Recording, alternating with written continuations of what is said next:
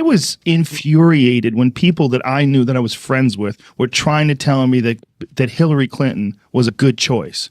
And that's the same choice. I'm like, look, I don't know if she's murdered people, but I know that I worry that she's murdered people. That's I really wonder. Like this Seth Rich shit. I know. First of all, just leave. You don't even need to go there. You know, there's so many other things. So this woman should be in jail. Literally, Hillary Clinton should be behind bars. And so should the people who worked for her who did this.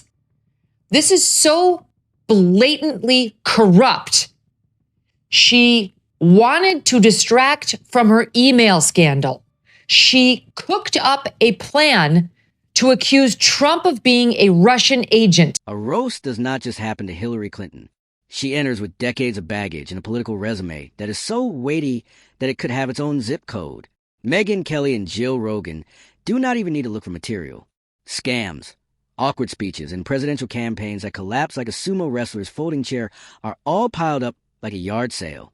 Because her mistakes roast themselves, her career is basically overtime pay for comedians. That Hillary would have been a good choice either. She was a terrible choice. We should be, in my view, repealing something called Section 230, which gave platforms on the internet immunity because they were thought to be just pass-throughs, that they shouldn't be judged for the content that is posted. She's a corrupt politician, one of the most unlikable people that's ever run for office. We now know that that was an overly simple view. They were trying to get people to be supporting her just because she's a woman. Hillary Clinton has a very weird and I think shitty marriage. I don't think she has a husband who is in love with her or faithful to her. And I think I can't really blame him because she seems to have accepted this behavior since the inception of their marriage. And so past his prologue, you're going to get what you tolerate. You know, what you permit, you promote. She spent all of her daughter's upbringing. Make sure to hit the bell icon to subscribe to the channel if you enjoyed this video. The hook is that Hillary always wanted to be the president, the historic leader, and the icon who broke the glass ceiling. Instead, she became the longest-running political joke in history. Kelly and Rogan go over her record, but not with serious criticism, but with sharp, sarcastic precision, reminding everyone that Hillary's reputation isn't just damaged, it's destroyed completely. She's remembered less for policy and more for paranoia, less for leadership, and more for the comedy of watching someone stumble over their own ambition. That is the Clinton identity.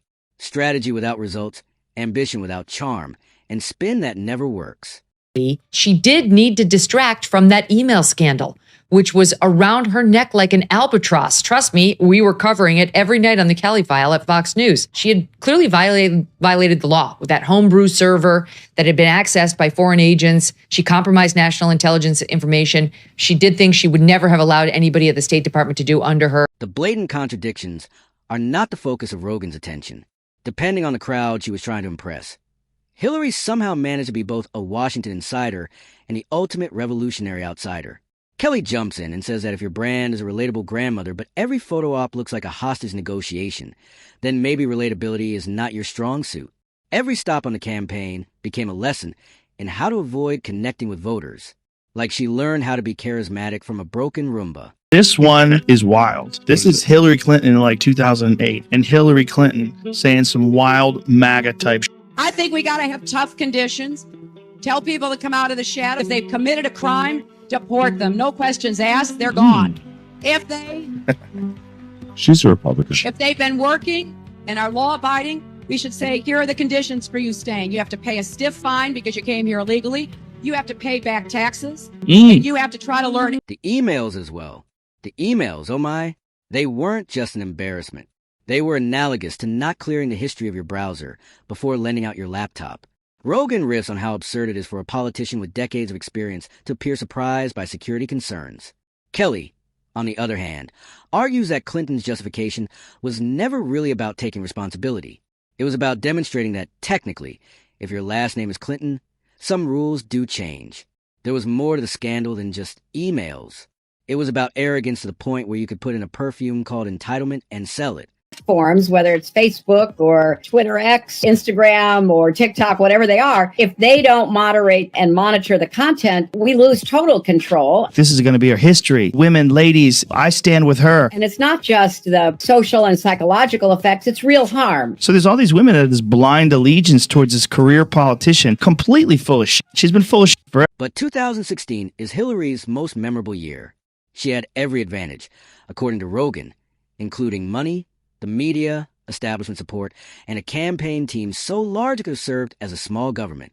She nevertheless lost to Donald Trump, the man whose every remark became a rallying cry. Kelly goes on to remind everyone that "It's my turn" could have been Hillary's campaign slogan, as though the presidency was a family heirloom. It was more than just a defeat to Trump. It was a humiliation of such magnitude that it rewrote political history. And Chelsea Clinton is not a nice person. And I think really is just sort of getting along based on the family name at this point. And so now she's got a daughter who I guess married a rich guy, but is struggling in her own right. Hillary's in a loveless marriage. She probably doesn't have a lot of real friends, just people who are glommers. And so she absolutely does have to write a fifth memoir and go on MSNBC and be told that she's amazing.